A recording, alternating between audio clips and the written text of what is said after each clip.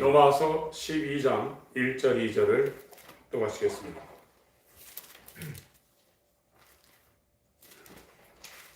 로마서 12장 1절 2절 합독하시겠습니다. 시작. 그러므로 형제들아, 내가 하나님의 모든 자비하심으로 너희를 권하노니 너희 몸을 하나님이 기뻐하시는 거룩한 산 제사로 드리라. 이는 너희의 드릴 영적 예배니라. 너희는 이 세대를 본받지 말고 오직 마음을 새롭게 함으로 변화를 받아 하나님의 선하시고 기뻐하시고 온전하신 뜻이 무엇인지 분별하도록 하라. 아멘. 사도 바울은 예수님을 직접 살아계실 때 본 제자는 아닙니다. 사도라는 말은 불러서, 예수님이 직접 불러서 보냄을 받은 자라는 뜻입니다. 예수님이 사역을 하셔야 되는데 죽으시고 부활하셔가지고 하늘에 가시기 때문에, 이 땅에 안 계시기 때문에 예수님의 일을 12명의 사도를 통해서 똑같이 진행할 수 있도록 예수님이 부르신 자들, 그리고 예수님의 일을 대행할 수 있도록 보내심을 받은 자들이 사도입니다. 그래서 12명입니다. 그리스도인은 예수님이 직접 불러서 예수님의 일을 대행할 수 있도록 직접 보내심을 받은 12명의 사도가 그리스도인이고, 또 이제 지금은 예수님이 안 계시기 때문에 성령이 그 사람을 불러서 성령으로 보냄을 받은 사람을 성경에 성도라고 합니다. 그래서 그리스도인은 사도든지 성도든지 둘 중에 하나입니다.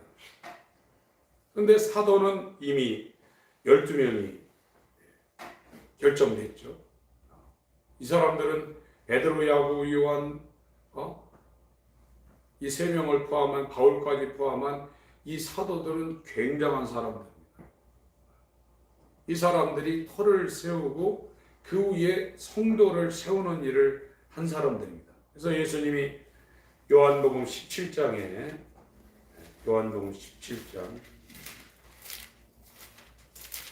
대제사장의 기도라고 불리는 장인데요.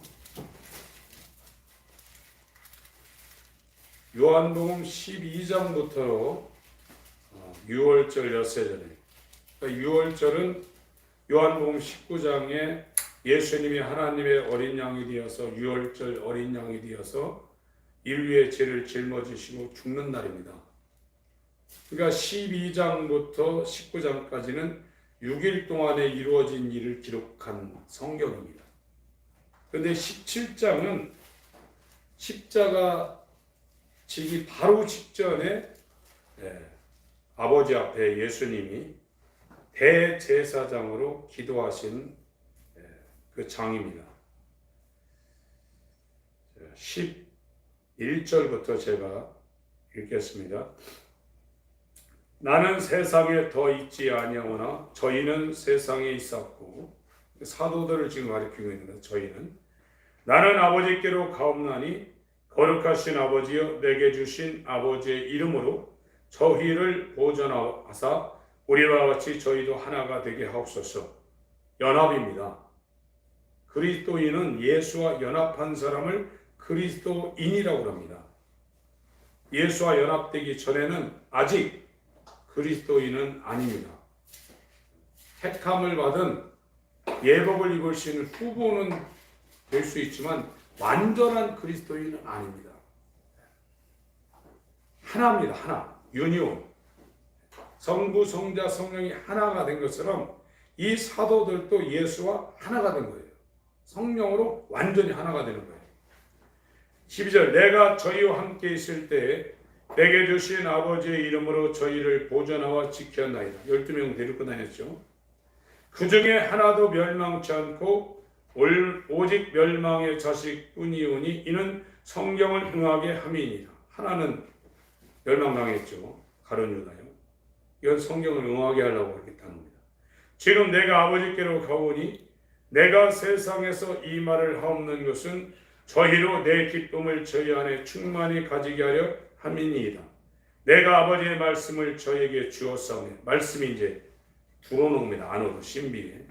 세상이 저희를 미워하였사오니, 그러니까 말씀을 신비에 지금 갖는 사람은 세상에서 미움을 당하게 돼 있어요. 요즘 말로 핍박당한다는 거죠. 말씀이 있어야 핍박을 당하는 겁니다. 오늘날은 예수를 믿어도 핍박당하는 일이 거의 없어요. 세상하고 거의 비슷하게 됐습니다. 이는 내가 세상에 속하지 아니함 같이 저희도 세상에 속하지 아니함을 인함이니이다.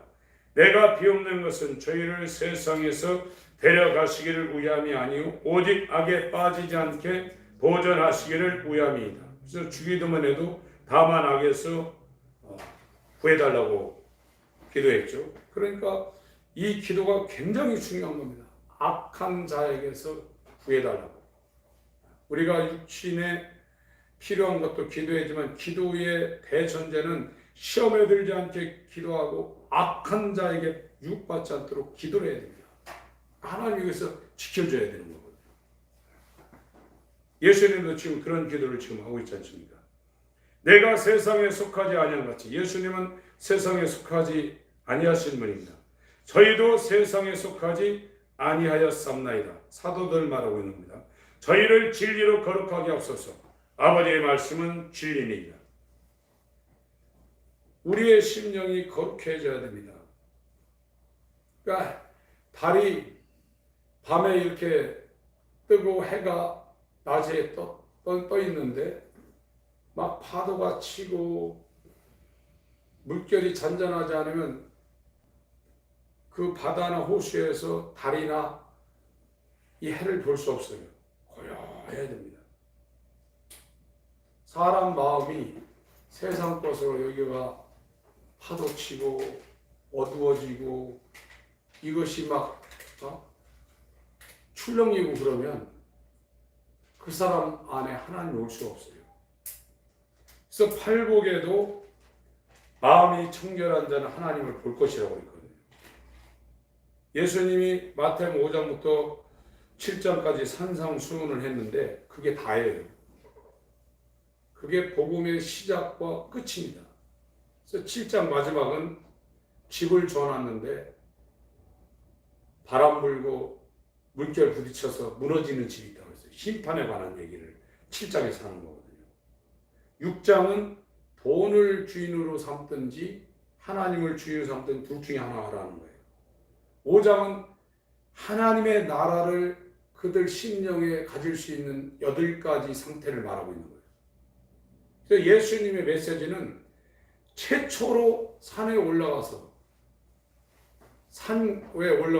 임금으로 그 제자들 앞에 메시지를 한 거거든요. 그게 5, 6, 7장. 이게 복음의 근간입니다. 그래서 가난한 심령이 되지 않으면 기독교 안으로 들어갈 수가 없어요. 정말로 하나님이 내 안에 들어오시도록 주여 내 안에 오시옵소서. 어떻게 하면 내가 예수를 모실까? 그래서 지금 우리가 살고 있는 이 시대는 복음이 잘못됐어요. 예수를 믿으라고 전도한다 이거예요. 믿을 수 있어요. 본성이 변하지 않은 상태에서 믿을 수 있고 본성이 변하지 않은 상태에서 죽은 자도 살릴 수 있어요. 은사를 나타내고 10만 명, 20만 명 성도 모아서 교회를 할 수도 있어요. 햇빛이 식물을 내리 쪼입니다. 그래서 이것이 떡잎 2개로 시작됐다가 이거 줄기 만들고 이파리 만들고 꽃 만들어가지고 열매 맺어요. 그 햇빛이 그 식물을 비춰가지고 만들어내는 건 그 식물의 씨앗을 만드는 거죠. 다른 걸 만들어내는 게 아닙니다.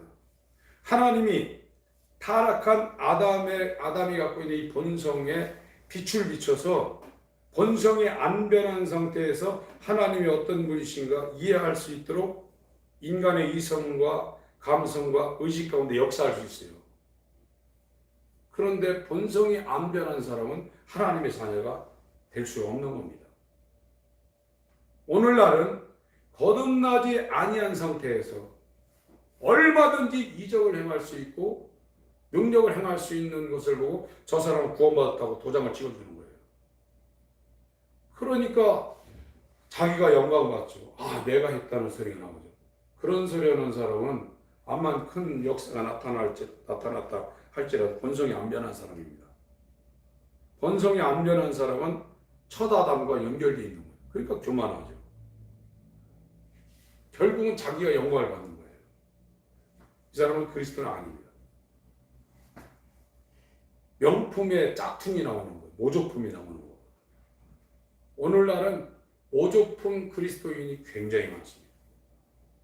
진짜는 숨겨져 있어요. 진짜는 숨겨져 있습니다. 이름 없이 빛도 없이 그렇게 살고 있는 겁니다. 17장 19절 제가 읽겠습니다. 또 저희를 위하여 내가 나를 거룩하게 하오니 이는 저희도 진리로 거룩함을 얻게 하려 함이니라. 너희가 거듭난 것이 썩어질 씨로 된 게 아니라고 했죠. 영원한 말씀이 우리 가운데 들어와야 됩니다. 머릿속에 말고 마음에 들어와야 됩니다. 내가 배우는 것은 20절 이 사람들만 위하면 이 사람들은 사도입니다. 또 저희 말을 인하여 나를 믿는 사람들도 위함이니 저희 말 사도들의 말을 인하여 나를 믿는 사람들 이 사람들이 성도예요. 저희 말이 뭡니까? 신약 성경입니다. 그래서 성경을 정말로 읽어야 돼요. 성경을 하나님 말씀으로 들리게 하기 위해서 성경 말씀을 읽어야 돼요. 그러나 오늘날은 성경 못 읽게 핸드폰이 24시간 그 사람 옆에 와 있어요. TV가 와 있고 인터넷이 와 있습니다. 옛날에는 해 떨어지면 촛불이나 호롱불 갖다 놓고 밝혔는데 할 일이 별게 없어요. 요즘은 밤 12시나 새벽 3시나 4시나 낮인지 밤인지 구분이 안 됩니다. 이게 좋은 게 아닙니다. 지금도 시장 가보세요. 수박이 얼마나 많이 나와 있는지. 수박은 7월달, 8월달 나와야 되는데 막 12월달에도 수박이 나오고 이게 몸의 이 균형을 다 잃어버리게 만드는 거거든요. 추울 때 추워야 되고 땀날 때 땀나야 되고 그래서 수박은 땀날 때 먹으라고 갖다 놨는데 추운 날 동지 섣달 날 수박을 깨먹고 있단 말이에요. 지금요. 오늘날에 이 과학이 인간의 육체는 편리하게 해주지만 영적 생활을 완전히 망가뜨리고 있습니다. 8시간 회사 가서 일해야죠. 8시간 자야죠.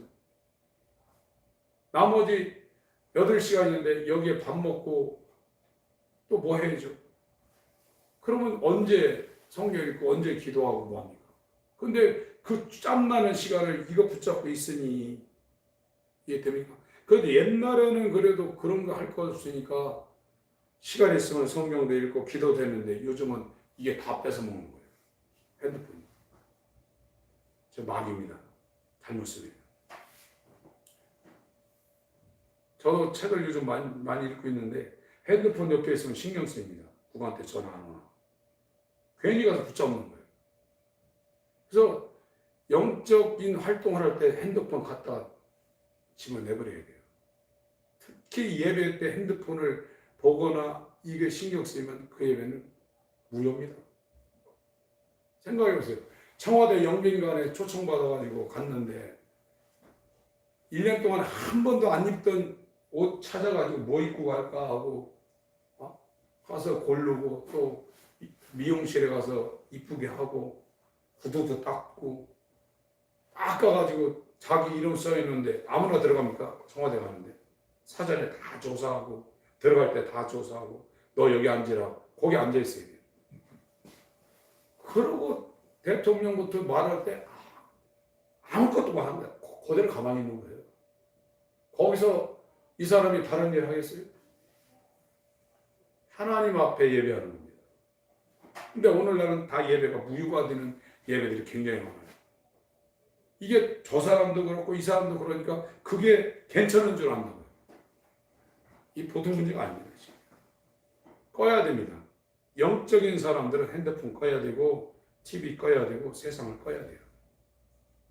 그렇지 않으면 새 사람으로 바뀌는 이 본성이 바뀌는 하나님의 긍휼을 얻을 수가 없어요. 저도 지금 군대 갔다 와서 신앙생활을 몇십 년 했고 또 일반 성도님들보다도 기도를 좀 더 했겠죠. 그리고 요즘 같은 경우는 거의 기도 아니면 성경 읽고 책 읽고 이러고 있는데 이게 안 변하는 거예요. 사람이.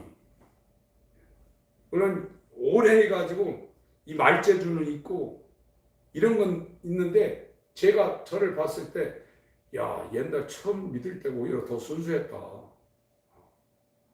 그렇다고 내가 하나님이 어떤 분인가를 정말로 옆에 부모님이나 내가 알고 있는 사람들 그렇게 아는가? 그런 것도 아니거든요. 사람이 본성이 변한다는 것은 시간이 해결해 주는 게 아니라 오히려 옛날보다도 더 지금 죄송합니다. 솔직히 다 까발렸고 그 사람 마음을 보면 옛날에 조금 더 하였을지 모릅니다. 지금이 더 엉망일지도 모릅니다. 그런데도 편안하다 아니라다 당신 방언에 있으니까 거듭났으니까 구원받았습니다. 당신들 예수 믿죠? 예수님이 다 십자가에서 우리의 죄를 다 짊어지고 죽으신 거 믿죠? 아멘! 그럼 당신 속죄받았습니다. 지옥갈 미천을 상실했습니다. 그러고 박수치고 있는 거예요. 나중에 가서 큰일 날 수 있습니다. 그거 믿을 수 있어요. 내가 안 바뀐 상태에서 100% 믿을 수 있습니다. 내가 안 바뀐 상태에서 하나님에 대해서 얼마든지 더 자세히 말할 수가 있어요. 그게 성령의 이중사역 가운데 수요일날 말씀드린 것 가운데 육체 가운데 역사하는 겁니다. 요엘서 2장 26절부터 내가 말세에 모든 육체에 내 신을 부어준다고 했어요. 그리고 그 밑에는 내 남종과 여종에게 내 신을 부어준다고 했어요. 육체, 어떤 육체라도 지옥갈 육체라도 성령에 감동받을 수 있어요. 발람 선지자는 하나님의 신이 역사해가지고 예언했지 않습니까? 사울도 예언했고 고레스는 하나님의 신이 이란의 왕인데 하나님의 신의 역사에서 야 이스라엘 유대인들 돌려보내라. 그리고 그들한테 성전 짓게 네가 다 해라. 왕 되자마자 고레스 원년에 포로 생활 70년 만에 니네 나라 가가지고 니네 하나님의 섬기기 위해서 니네 하나님의 성리는 성전 세우라고 그랬어요. 본성이 안 변한 상태에서 성령의 역사가 얼마든지 나타날 수 있습니다. 요한복음 17장입니다.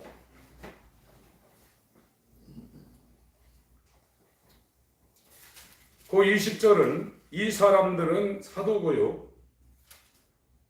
저희 말을 인하여 나를 믿는 사람들, 이 사람들이 성도입니다. 그러니까 예수님의 기도는 사도들과 성도들을 위해서 대제사장으로 지금 기도하고 있는 거예요. 이거를 유념해서 들으셔야 돼요. 다른 사람들을 위해서 기도 안 하셨어요. 사도들과 성도들을 위해서 기도하셨습니다.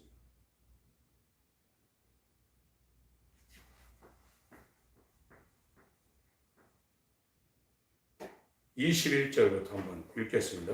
시작. 아버지께서 내 안에 내가 아버지 안에 있는 것 같이 저희도 다 하나가 되어 우리 안에 있게 하사 세상으로 아버지께서 나를 보내신 것을 믿게 하옵소서. 내게 주신 영광을 내가 저희에게 주었사오니 이는 우리가 하나가 된 것 같이 저희도 하나가 되게 하려 함이니이다. 곧 내가 저희 안에 아버지께서 내 안에 계셔 저희로 온전함을 이루어 하나가 되게 하려 함은 아버지께서 나를 보내신 것과 또 나를 사랑하신 것 같이 저희도 사랑하신 것을 세상으로 알게 하려 함이로소이다. 아버지여, 내게 주신 자도 나 있는 곳에 나 함께 있어 아버지께서 창세 전부터 나를 사랑하심으로 내게 주신 나의 영광을 저희로 보게 하시기를 원하옵나이다. 의로우신 아버지여, 세상의 아버지를 알지 못하여도 나는 아버지를 알았었고 저희도 아버지께서 나를 보내신 줄 알았옵나이다. 내가 아버지의 이름을 저희에게 알게 하였고 또 알게 하리니 이는 나를 사랑하신 사랑이 저희 안에 있고 나도 저희 안에 있게 하려 함이니이다. 그 12명의 사도를 양육하시고 이제 그들을 떠나서 아버지께로 가기 직전에 그들을 위해서 지금 기도하고 있는 거고, 하나 이제 플러스해서 이 내 제자 사도, 내가 불러서 보내서 내 일을 대행하는 이 사람들의 말을 듣고 나를 믿는 성도들을 위해서 예수님이 대제사장으로 기도한 겁니다. 그러니까 이스라엘 당시에 옆에 블레셋이 있고 아말렉이 있는데 아론이 대제사장으로 하나님 앞에 제사를 지냈는데 이스라엘 사람들만 위에서 제사를 지냈어요.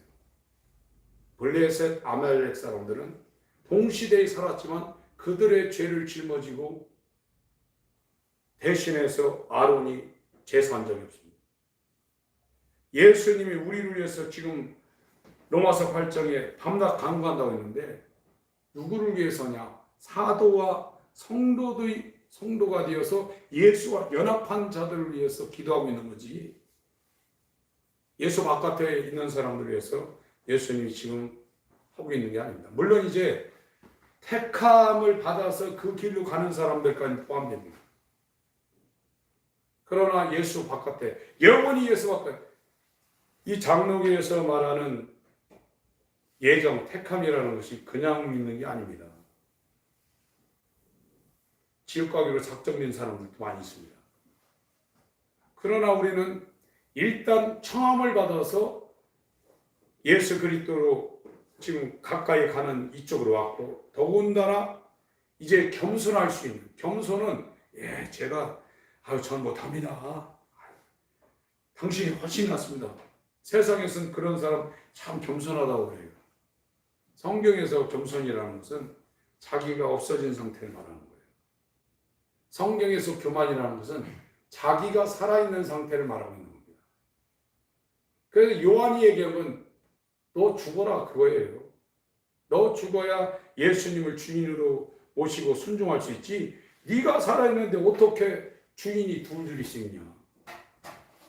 믿음이라는 건 예수님만 믿게 만드는 거예요. 그래서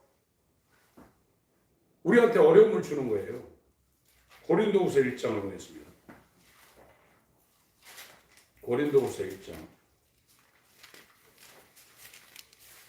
어려움이 오는 것을 좋은 방향으로 돌리셔야 됩니다. 또 어렵다고 해서 다 예수님을 찾는 것도 아니고 예수님을 모셔드리는 것도 아니에요. 엇나갈 수도 있어요.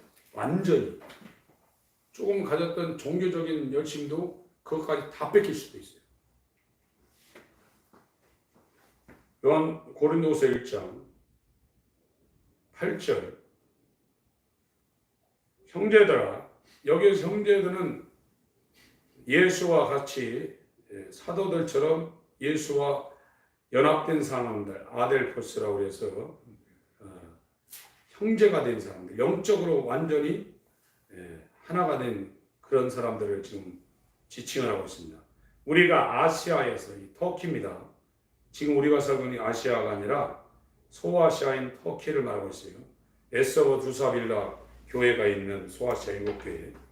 아시아에서 당한 환난을 너희가 알지 못하기를 원치 아니하노니 힘에 지나도록 한계를 넘었다는 거예요. 자기가 감당할 수 있는 그 한계치를 넘어서 심한 고생을 받아 사할 소망까지 끊어집니다. 이 바울은 정말 예수와 연합한 사람인데 얼마나 환난을 당했는지 자기가 견딜 수 있는 그 임계점을, 한계치를 넘어서 고생을 했다는 거예요. 그래서 이제 살 소망까지 끊어졌다는 거예요. 이제 죽는구나. 우리 마음에 9절 사형 선고를 받은 줄 알았으니, 이렇게 심한 환난과 고생과 이것이 얼마나 강력하게 한다면 사형 선고를 받은 줄 알았는데, 이걸 하나님이 왜 바울과 함께 있는 그 사람들에게 이걸 허락했냐면, 이는 우리로 자기를 의뢰하지 말고 오직 죽은 자를 다시 살리시는 하나님만 의뢰하게 하심이라.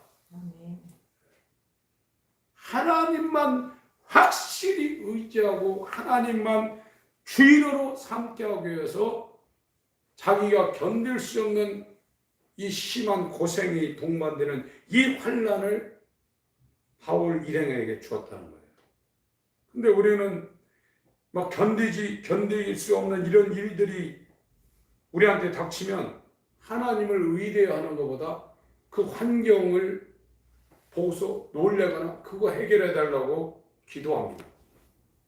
근데 하나님 편에서는 그거를 우리한테 이렇게 주는 것은 그 문제 맞닥뜨려서 싸우지 말고 그 모든 문제를 능히 해결할 수 있는 하나님만 완전히 의지하고 자기를 의뢰하고 살고 있는 이 옛사람을 완전히 버리고 하나님을 완전한 주인으로 모시고 살라고 그런 심한 고생과 환난을 주는데 환경을 바라보고 그거 부닥치고 있다는 겁니다.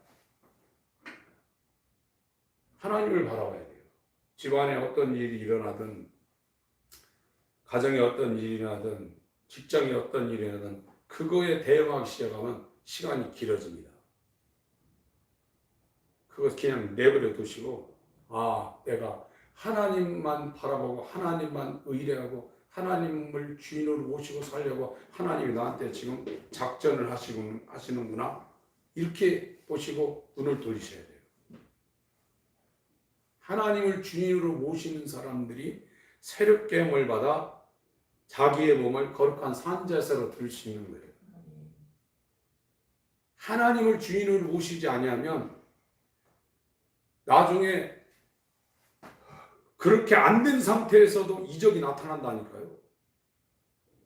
완전히 이방 사람한테도 성령이 가가지고 감동시켜가지고 이스라엘 돌려보내라고 했고, 발락을 도와주러 간 거리 선지자 발람한테 가가지고 하나님이 다 하지 않습니까?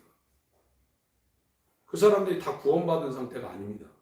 본성이 있는 상태의 지성과 감성과 의지에 빛을 비춰주니까 그게 물이 0도에서는 안 끓다가 물이 지 맘대로 끓나요? 불을 막 떼주니까 이것이 1도, 2도, 3도, 4도 올라가니까 100도에서 끓어버리는 거예요. 그렇다고 해서 물의 그 본질이 바뀌었나요? H2는 그대로 있는 겁니다. 수증기로 날아가도 H2는 그대로 있는 거예요. 제가 요한복음 2장 수요일 날 말씀드렸는데 거기에 말하는 것이 거듭나는 말을 비유해서 하는 건 아닙니다.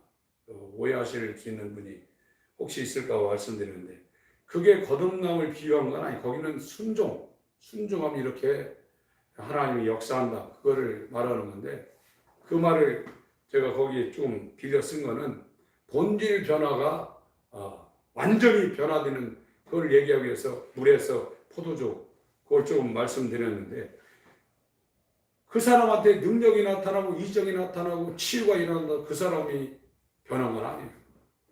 불이 가가지고 물을 데워주니까 물이 막 끓어오르는 거죠.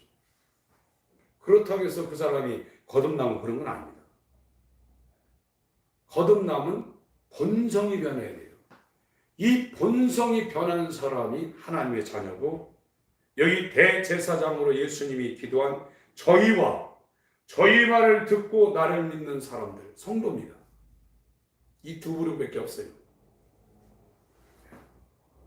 그래서 이 바울 일행에도 인내할 수 있는 한계치를 지나도록 심한 고생, 환란이 와서 이제 진짜 죽는구나. 사형 선고를 받은 줄 알았는데 이거는 자기를 의뢰하며 살 수밖에 없는 이 옛사람을 죽이고 다 놓고 하나님만 바라보게 만들려고 환란을 줬다는 거예요. 그 욥이라는 사람이 그걸 했죠. 하나님을 바라보셔야 돼요. 풍랑이 일어나는 거 보고 거기에 대응하면 빠져들어갑니다. 베드로 보고 왜 믿음이 적은 자요? 예수님 그렇지 않습니까? 주님만 보시길 바랍니다. 아멘. 오늘 본문으로 들어가서요. 정리하겠습니다. 로마서 12장. 로마서 이렇게 차례대로 기록한 겁니다. 야, 이게 성경이 정말 이게 인간이 쓴 게 아닙니다. 바울이 똑똑한 것도 있지만 정말로 여러분 성경처럼 이렇게 기가 막힌 이 구조와 이 의미를 갖고 있는 책이 없습니다. 성경을 읽으세요. 주야로 여호와의 율법을 묵상하는 자가 복이 있다고 그랬어요. 그래야 죄인의 길에 서지 않고 악인의 길을 따라가지 않고 오만한 자리에 서지 않습니다. 말씀밖에 없습니다. 기도 많이 하는 것 중요한데 말씀이 있는 가운데 기도해야죠. 말씀이 없는 상태에서 기도하면 엉뚱한 길을 갈 수 있어요. 말씀으로 거듭나는 겁니다. 그래서 이 로마서 12장의 그러므로는 11장까지 어떻게 인간이 하나님의 자녀로 새롭게 창조되는가를 순서적으로 설명을 해놓고 있는 거예요. 1장부터 3장까지는 죄의 상태. 그러니까 인간이 아담 상태는 무죄 상태입니다. 죄가 없는 상태입니다. 그런데 아담이 죄를 범해서 인간이 죄의 상태로 본성이 바뀐 거예요. 여기서는 무엇을 하든지 구원이 불가능한 거예요. 그런데 이 죄의 상태의 본성을 예수님이 책임지시고 예수님의 마음과 예수님의 영을 우리한테 주는 게 십자가입니다. 그럼 그게 속죄 상태예요. 은혜 상태입니다. 이 은혜 상태로 이제 하늘로 갈 때는 영원한 상태로 가는, 그때는 죄를 지을 수 없는 상태로 이제 인간이 바뀌어가는 겁니다. 그래서 인간이 이렇게 네 가지 단계를 거쳐가는 거예요. 그런데 죄의 상태에서 예수를 믿을 수 있는 거예요. 예수를 체험할 수도 있고요. 오늘날은 그거를 구원받았다 못을 박아놨어요. 예수와 연합이 되어야 속죄 상태가 되고 세상이 징그러워지는 거예요.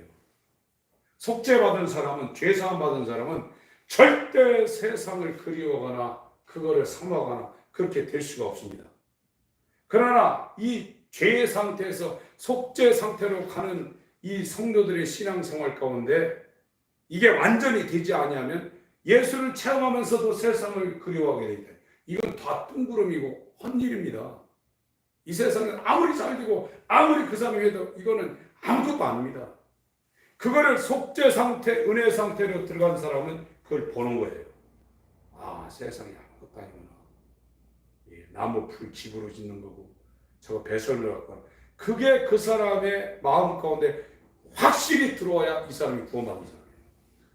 지금은 그걸 가고 있는 거지 이게 완전히 이루어진 상태가 아니고 제 주위에 그것이 이루어진 사람들이 몇 분 있습니다.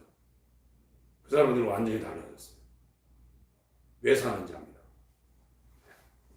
그래서 이 그러므로라는 건 12장까지를 전부 다 거친 사람들을 상대로 해서 어떻게 살아야 되는가를 이제 국면을 전환시키고 있는 겁니다.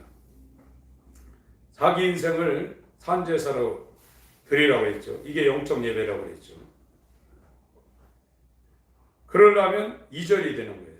이 세상, 이 세대 본받지 말고 마음을 새롭게 하고 이게 새 사람입니다. 아나카타 시노스라는 단어가 써졌는데 여기 이 새 사람입니다. 이게 마음을 새롭게는 마음을 고쳐먹는다는 게 아니라 갱신된 겁니다. 이 단어가 완전히 다른 사람이 된 거예요. 요거하고 로마서 8장 9절 내용하고 개념이 같습니다. 12장 2절하고 로마서 8장 9절.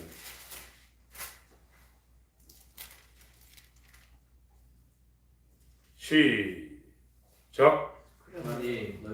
로마서 8장 9절입니다. 로마서 8장 9절. 시작. 만일 너희 속에 하나님의 영이 거하시며 너희가 육신에 있지 아니하고 영에 있나니 누구든지 그리스도의 영이 없으며 그리스도의 사람이 아니라. 10절 계속 있습니다. 또 그리스도께서 너희 안에 계시며 몸은 죄로 인하여 죽은 것이나 영은 의를 인하여. 11절 시작. 예수를 죽은 자 가운데서 살리신 영이 너희 안에 거하시며 그리스도 예수를 죽은 자 가운데서 살리신 이가 너희 안에 거하시는 그의 영으로 말미암아 너희 죽을 놈도 살리시리라. 12장 2절 상태가 이 상태입니다. 이 상태가 12장 2절. 새롭게 이 세대를 본받지 말고 마음이 새롭게 된 사람. 이 사람이 로마서 8장 9절, 10절, 11절 상태입니다. 한 번 또 나오는데 디도서 3장 5절에 그 단어가 한 번 또 나옵니다. 디도서 3장 5절. 이거 확인하고 기도하겠습니다.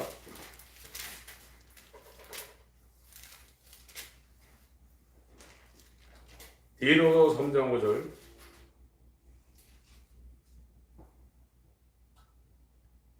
읽겠습니다. 7절까지 읽습니다. 시작. 우리를 구원하시되 우리의 행한 바 의로운 행위로 말미암지 아니하고 오직 그의 공의하심을 쫓아 중생의 씻음과 성령의 새롭게 하심으로 하셨나니 성령을 우리 구주 예수 그리스도로 말미암아 우리에게 풍성히 부어주사 우리로 저의 은혜를 힘입어 의롭다 하심을 얻어 영생의 소망을 따라 후사가 되게 하려 하십니다.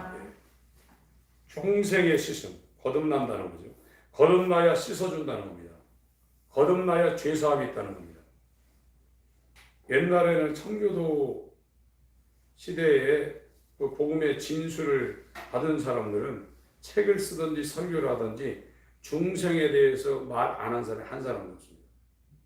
중생해야 구원받는다고 그렇게 말을 하지 않은 사람이 한 사람도 없습니다. 예수와 연합해서 다시 살아나야 죄사함 받는다. 그걸 우리가 믿어서 완성이 된다는 게 아닙니다. 거듭나야 죄사함이 된다. 그러나 지금은 거듭나지 않은 본성이 옛 본성 상태에서 이거를 인간의 이성으로 예수님의 2000년 사건을 믿으면 구원받는다 해놨어요. 이게 다른 부분입니다. 그러면서 예수를 믿는 이유가 세상 자기 육체를 위해서 지금 이방신을 섬기는 사람하고 거의 비슷한 거예요. 그럼 몇십년 믿어도 옛날이나 지금이나 사람 안 변하죠. 안 변할 수밖에 없죠. 흰개꼬리는 재에다 3일 동안 넣고 굴려도 비 한 번 맞으면 또 흰개꼬리 되는 거예요. 그러나 하나님의 아들은 세상 사람과 다릅니다. 세상에 속하지 아니한 사람. 얼마나 힘들겠어요. 하나님 편에서도요. 이 마귀 자식을 하나님 자식 만들라니 얼마나 힘들겠어요. 그 방법이 하나밖에 없는 거예요. 예수님이 와서 그 길을 열어놔요. 그래서 예수님의 죽음과 연합할 수 있는 길이 열렸고, 내가 부활한 것은 너희를 의롭게 하기 위해서 부활한다고 했거든요. 그래서 예수와 연합해서 함께 살아날 수 있는 이 길을 예수님이 열어놓으신 거예요. 이 길 위에는 없습니다. 근데 이 길이 너무나 좁고 협착해서 힘들어서 찾는 이가 적다고 그랬어요.